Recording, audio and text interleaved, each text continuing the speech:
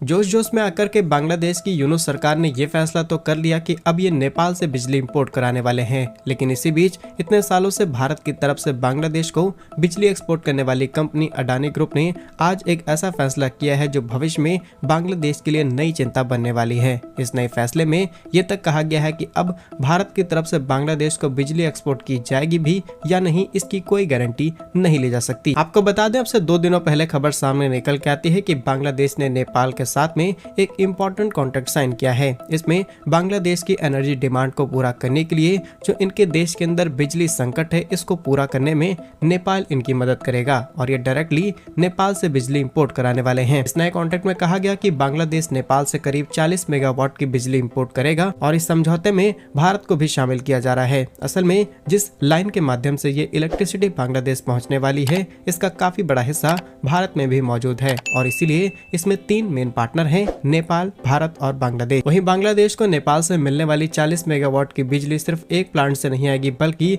24 megawatt की त्रिशूली से और 16 मेगावाट के अलग अलग सोर्सेज से इंपोर्ट कराई जाएगी। इस बिजली की जो कीमत है वो करीब 6.5 सेंट के आसपास रखी जा रही है, जो कि भारत से कई गुना ज्यादा है। अब बांग्लादेश मजबूर है बिजली इंपोर्ट को कराने के लिए। ऐसे में सवाल खड़ा होता है कि जब बांग्लादेश के पास भारत के पैसे देने के लिए पर्याप्त रिसोर्सेज नहीं है, ऐसे में ये नेपाल से कैसे बिजली इंपोर्ट करा सकते हैं। और इसी चीज को लेकर के अब अडानी पावर की तरफ से एक बड़ा फैसला किया गया है। बड़ा फैसला ये है कि कुछ समय पहले बांग्लादेश की नई सरकार ने ये अनाउंसमेंट करी कि अडानी पावर के साथ साल 2017 में जो कुछ इंपॉर्टेंट कॉन्ट्रैक्ट साइन किए गए थे, अब इनकी समीक्षा की जाएगी। यानी कि इसमें अगर 1% का भी झोल निकलता है या फिर बांग्लादेश को इससे किसी भी तरीके का नुकसान होगा तो ये डायरेक्टली इस डील को रद्द कर देंगे और इस मामले में बांग्लादेश की सरकार कोई कार्यवाही कर पाती उससे पहले ही भारत ने फैसले लेने शुरू कर दिए हैं। Adani power already multiple power generator companies के साथ बातचीत कर रही है, जिसमें खुलासा किया गया है कि अडानी पावर अपना प्लांट तो बंद करने वाली नहीं है। असल में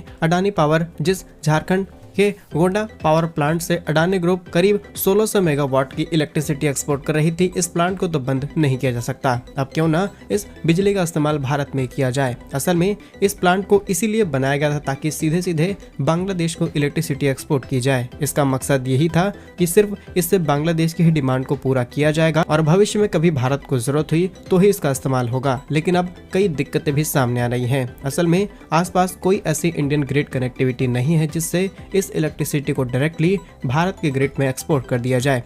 लेकिन अडानी ग्रुप एक प्राइवेट कंपनी है और ये ज्यादा दिन तक लॉस नहीं झेलने वाली, इसलिए बिहार के लाखीसराय में एक सब स्टेशन बनाया जाएगा जिसके लिए सरकार की तरफ से मंजूरी मिल चुकी है। अब इस नए सब स्टेशन के माध्यम से अडानी ग्रुप को ग्रिड मिल जाएगी। ग्रिड में ये अपनी इलेक्ट्रिसिटी भेज करके वही बिजली जो बांग्लादेश को एक्सपोर्ट किया करते थे उसे देश के इस्तेमाल में लाने वाले हैं। रिपोर्ट्स के मुताबिक अडानी पावर झारखंड लिमिटेड करीब 130 किलोमीटर की लंबी ट्रांसमिशन लाइन और कई एडवांस सब स्टेशन को तैयार करेगी। इसमें काफी लंबा समय लग सकता है, लेकिन जल्द से जल्द इसे पूरा करने की कोशिश की जा रही है। साथ ही national transmission planning authority central transmission utility of India limited के साथ 21 अगस्त 2024 को सभी चीजों के लिए इंपॉर्टेंट कागजात तैयार किए जा चुके हैं। बांग्लादेश के कर्ज की बात की जाए तो अडानी ग्रुप के ऊपर करीब 800 मिलियन $800 का कर्ज है। वहीं भारत की अलग अलग प्राइवेट कंपनीज जो पावर जनरेशन और एक्सपोर्ट में काम करती हैं, इनका अराउंड $1 बिलियन का कर्ज है। यानी कि करीब पावर सेक्टर में ही बांग्लादेश के ऊपर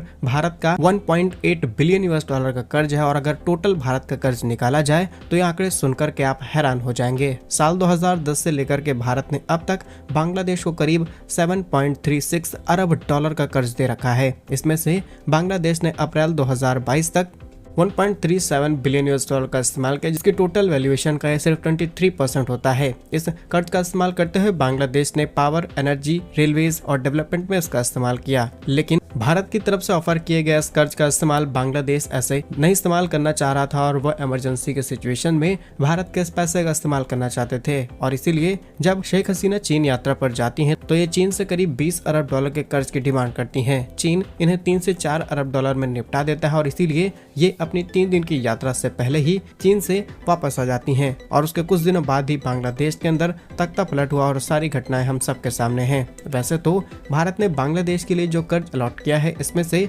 65 से लेकर के 75% जो कॉन्ट्रैक्ट्स हैं ये भारतीय कंपनियों के हाथ में सौंपे जाने चाहिए। इसके बावजूद भी बांग्लादेश में चाहे इंफ्रास्ट्रक्चर प्रोजेक्ट हो, मिलिट्री हो, डिफेंस हो, रेलवेज, पोर्ट, एयरपोर्ट, इसमें से मैक्सिमम कॉन्ट्रैक्ट चीन के हाथ में सौंपे गए। भारत को इस बात का अंदाजा शायद पहले से लग चुका था, इसीलिए भारत ने ज्यादा फोर्स नहीं किया कि आप इस कर्ज का इस्तेमाल करें, क्योंकि अगर बांग्लादेश इसमें से 50% भी कर्ज का इस्तेमाल कर लेता तो डेफिनेटली ये भारत के लिए चिंता बन जाती। ऑलरेडी भारत के करीब $2 अरब के आसपास का कर्जा है बांग्लादेश पर और ये और ज्यादा बढ़ जाता तो किस तरीके से भारत को ये कर्ज वापस मिलता और डेफिनेटली इसका इंडियन इकोनॉमी में इम्पैक्ट देखने को मिलेगा। बाकी क्या कुछ सोचते हैं आप अडानी ग्रुप के इस फैसले पर, क्या कुछ सोचते हैं आप बांग्लादेश का नेपाल से बिजली इंपोर्ट कराना और क्या कुछ सोचते हैं बांग्लादेश के इस कर्ज पर जिसे चुकाने में बांग्लादेश को कई साल लग जाएंगे। कमेंट्स में अपनी राय जरूर लिखिएगा। वीडियो आपको कैसा लगा कमेंट्स में जरूर बताइए। चैनल पर पहली बार आए हैं तो चैनल को सब्सक्राइब और वीडियो को लाइक जरूर कीजिए।